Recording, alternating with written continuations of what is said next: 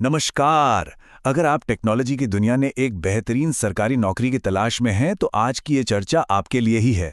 जी हाँ, हम बात करने वाले हैं नेशनल इंफॉर्मेटिक्स सेंटर यानी एनआईसी की साइंटिस्ट बी भर्ती 2026 के बारे में। चलिए इसकी पूरी डिटेल समझते हैं। तो सबसे पहले चलिए सीधे मुद्दे पर आते हैं।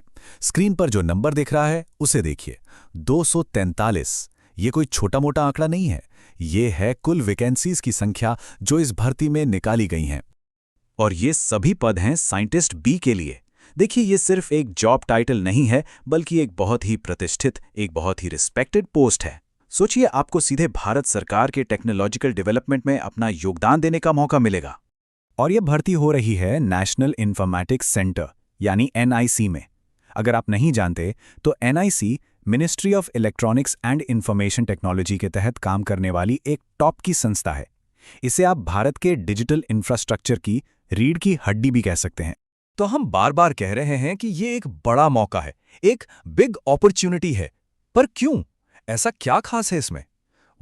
खास बात यह है कि ये एक ग्रुप ए की भूमिका है। चलिए समझते हैं कि इसका असल में मतलब क्या होता है। देखिए, ग्रुप ए गैजेटेड पोस्ट का मतलब होता है भारत सरकार में एक सीनियर लेवल ऑफिसर का रैंक। और सबसे बड़ी बात, इस पद पर नियुक्ति सीधे भारत के राष्ट्रपति के नाम पर होती है। मतलब ये अपने आप में ही एक बहुत बड़ा सम्मान है। अब आते हैं सबसे दिलचस्प बात पर कि कौन कौन सी फील्ड के लोग अप्लाई कर सकते हैं। तो देखिए, कंप्यूटर साइंस और आईटी के लिए सबसे ज्यादा 168 पोस्ट हैं। इलेक्ट्रॉनिक्स एंड कम्युनिकेशन के लिए 25 पोस्ट हैं। और यहां एक बहुत ही अच्छी बात है कि डेटा साइंस और एआई जैसी जो नई और उभरती हुई फील्ड्स हैं, उनके लिए भी 50 पोस्ट रखी गई हैं। ठीक है, अब जब मौके के बारे में पता चल गया तो अगला सवाल आता है, क्या आप इसके लिए एलिजिबल हैं? चलिए एक फटाफट चेकलिस्ट देख लेते हैं कि इसकी जरूरी शर्तें क्या क्या हैं। तो सबसे पहले बात करते हैं एजुकेशनल क्वालिफिकेशन की। अगर आपके पास बीई या बीटेक, एमटेक, एमसीए या फिर एमएससी की डिग्री है तो आप अप्लाई कर सकते हैं। हाँ, एक बात का ध्यान रखना होगा कि ये डिग्री संबंधित डिसिप्लिन में हो और उसमें कम से कम 60% मार्क्स जरूर हों। और अब सबसे जरूरी शर्त, इस पर खास ध्यान दीजिएगा। आपके पास 2024, 2025 या 2026 का एक वैलिड गेट स्कोर होना ही चाहिए। ये मैंडेटरी है, मतलब इसके बिना आप अप्लाई कर ही नहीं सकते।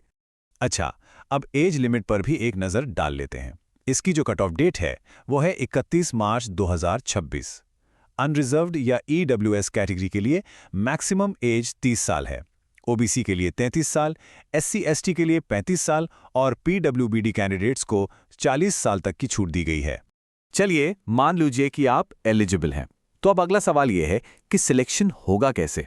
इसका फॉर्मूला क्या है? आइए इस पर बात करते हैं। देखिए, सिलेक्शन का प्रोसेस बहुत ही सीधा और साफ है। आपके गेट स्कोर को 60% वेटेज दिया जाएगा और बाकी 40% वेटेज इंटरव्यू का होगा। तो इससे एक बात तो बिल्कुल साफ है कि गेट में अच्छा स्कोर लाना कितना ज़्यादा ज़रूरी है। और यहाँ एक और बहुत बड़ी और कह सकते हैं कि राहत की बात है, वो ये कि इस भर्ती के लिए कोई अलग से रिटन एग्जाम नहीं है। जी हाँ, कोई अलग से परीक्षा नहीं देनी। सिलेक्शन सीधे आपके गेट स्कोर और इंटरव्यू पर ही बेस्ड होगा। चलिए अब उस सवाल का जवाब देते हैं जिसका शायद सबको इंतजार रहता है। सैलरी और बेनिफिट्स क्या होंगे? आखिर मेहनत का फल कैसा मिलेगा? देखते हैं। तो आपकी जो स्टार्टिंग बेसिक पे होगी वो होगी 56,100 रुपये। ये 7th पे कमीशन के पे लेवल 10 के हिसाब से है। लेकिन रुकिए, ये सिर्फ बेसिक पे है, पिक्चर अभी बाकी है। अब अगर इसमें हम सारे अलाउंसेस वगैरह जोड़ दें तो आपकी ग्रॉस सैलरी लगभग 70,000 से 85,000 रुपये महीने तक पहुंच सकती है। और सारे डिडक्शन के बाद जो इन हैंड सैलरी, मतलब जो पैसा आपके अकाउंट में आएगा, वो करीब 60,000 से 70,000 रुपए के बीच होगा। तो अब तक हमने सब कुछ जान लिया। अब आता है आखिरी और सबसे जरूरी स्टेप, एक्शन प्लान, मतलब अप्लाई कैसे करना है। आइए पूरा प्रोसेस स्टेप बाय स्टेप समझते हैं। सबसे पहले तो ये डेट्स अपने कैलेंडर में मार्क कर लीजिए। एप्लीकेशन विंडो 27 मार्च 2026 को खुलेगी और 24 अप्रैल 2026 को शाम 5:30 बजे बंद हो जाएगी, तो समय का खास ध्यान रखना होगा। प्रोसेस पूरा का पूरा ऑनलाइन है। आपको recruitment.nic.in वेबसाइट पर जाना है, वहां अपनी ईमेल और मोबाइल से रजिस्टर करना है। फिर एप्लीकेशन फॉर्म भरना है जिसमें आपकी पर्सनल, एकेडमिक और गेट की डिटेल्स लगेंगी। इसके बाद ज़रूरी डॉक्यूमेंट्स अपलोड करने हैं, ऑनलाइन फीस पे करनी है और बस आखिर में सबमिट करके कंफर्मेशन पेज का प्रिंट ज़रूर ले लेना है। तो ये थी पूरी कहानी। एक टॉप का संगठन, एक ग्रुप ए की पोस्ट और एक शानदार करियर शुरू करने का इतना बड़ा मौका। अब सवाल बस एक ही है, क्या ये आपके सफल टेक करियर का अगला बड़ा कदम हो सकता है? जो भी उम्मीदवार तैयारी कर रहे हैं, उन्हें हमारी तरफ से बहुत बहुत शुभकामनाएं।